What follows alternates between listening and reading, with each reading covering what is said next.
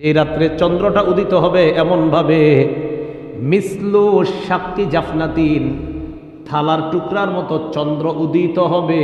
ওই রাতটাকে কে আছো তোমরা স্মরণ করবা, যে রাত থালার টুকরার মতো, প্লেটের টুকরার মতো চন্দ্রটা উদিত হবে, এই রাত কে আছো তালাশ করবা, স্মরণ করবা। এখন তো এই যে থালার লাইলাতুল কদরি খায়রুম মিন আলফি শাহর তানাজ্জালুল মালাইকাতু ওয়ার রূহু ফিহা বিইذনি রাব্বিহিম মিন কুল্লি আমর সালাম হিয়া হাত্তা মাতলাইল ফাজর। সূরাতুল কদর আপনাদের সামনে তেলাওয়াত করলাম। আজকে 20তম রোজা, রাতটা হবে 21তম রজনী। আজ রাত লাইলাতুল কদর হতে পারে। আল্লাহ পাক রব্বুল আলামিন বলেন, ইন্না আনজালনাহু ফি লাইলাতিল কদর, আমি কোরআন নাজিল করেছি কদরের রাতে। ওয়ামা আদরাকা মা লাইলাতুল কদর, আপনি কি জানেন লাইলাতুল কদর কি? লাইলাতুল কদরি খায়রুম মিন আলফি শাহর, লাইলাতুল কদর হলো 1000 মাসের চেয়ে উত্তম রজনী। তানাজ্জালুল মালাইকাতু ওয়ার রূহু ফিহা বিইذনি রাব্বিহিম মিন কুল্লি আমর, প্রত্যেক বিষয় নিয়ে আল্লাহর হুকুমে জিবরিল আমিন, ফেরেশতারা এবং জিবরিল আলাইহিস সালাতু ওয়াস সালাম এই রাতে পৃথিবীতে অবতরণ করে। সালাম শান্তিময় রজনী এটা, হিয়া হাত্তা মাতলাইল ফাজর, ফজরের আগ পর্যন্ত। এই হলো সূরার সাবলীল অর্থ। এই সূরার ব্যাপারে কয়েকটি বিষয় আমরা মনে রাখব। এই সূরা নাজিলের প্রেক্ষাপট 1 নাম্বার, তাফসীর ইবনে কাসির, আল্লামা ইবনে কাসির রহমাতুল্লাহি আলাইহি লিখেছেন, আন্না নবিয়্য সাল্লাল্লাহু আলাইহি ওয়াসাল্লাম যাকারা রাজুলাম মিন বনি ইসরাঈল, বনি ইসরাঈলের এক ব্যক্তির কথা রাসূল করিম সাল্লাল্লাহু আলাইহি সাল্লাম উল্লেখ করেছেন। লাবিসাস সিলাহা ফি সাবিলিল্লাহি আলফা শাহরিন, যে ব্যক্তি 1000 মাস আল্লাহর রাস্তায় লড়াই করেছে, জিহাদ করেছে। ফাজিবাল মুসলিমুনা মিন যালিকা, মুসলমানরা আশ্চর্য হয়ে গেল। আগের উম্মত হায়াত পাইতো বেশি, তো 1000 মাস জিহাদের ময়দানে থাকা মানে প্রায় 83 বছর,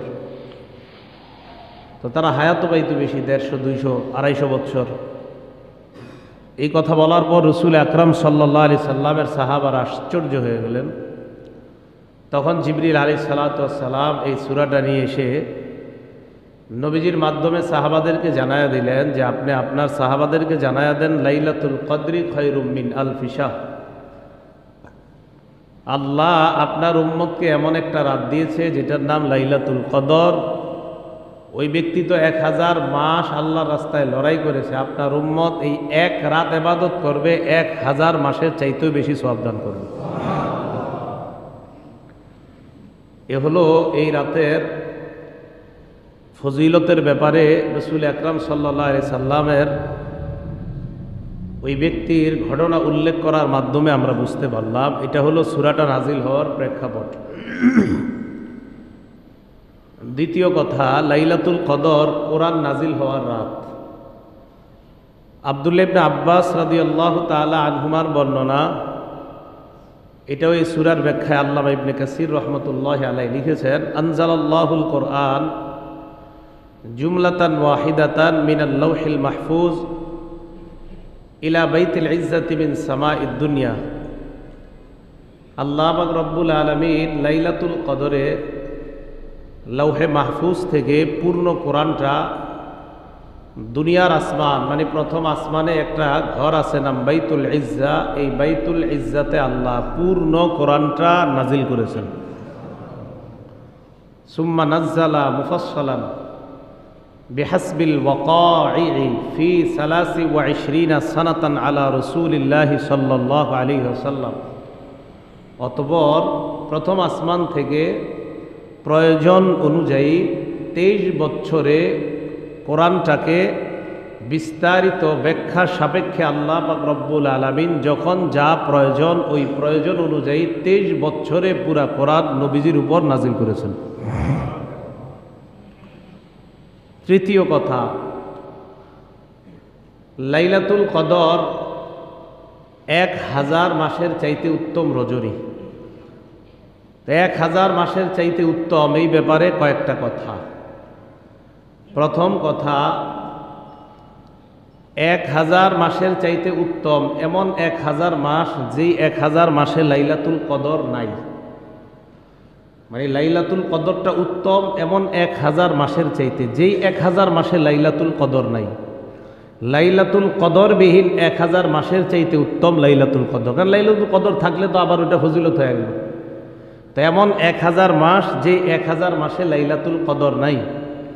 তাহলে 1000 মাস যেখানে লাইলাতুল কদর নাই, আর বিপরীতে একটা রাত লাইলাতুল কদর, ওই 1000 মাসের চাইতে শ্রেষ্ঠ। এটা একটা হাদিস দ্বারা বোঝা যায়। তিরমিজি শরীফের 1667 নম্বর হাদিস। রসুল আকরাম সাল্লাল্লাহু আলাইহি সাল্লাম ইরশাদ করেন, রিবাতু ইয়াউমিন ফি সাবিলিল্লাহ খায়রুম মিন আলফি ইয়াউমিন ফিমা সিওয়াহু মিনাল মানাজিল। এক রাত আল্লাহর রাস্তায় সীমান্ত পাহারাদারি করা, এক রাত আল্লাহর রাস্তায় সীমান্ত পাহারাদারি করা, সীমান্তের প্রহরী নিযুক্ত হওয়া, সীমান্ত পাহারা না দেওয়া 1000 দিনের চাইতে উত্তম।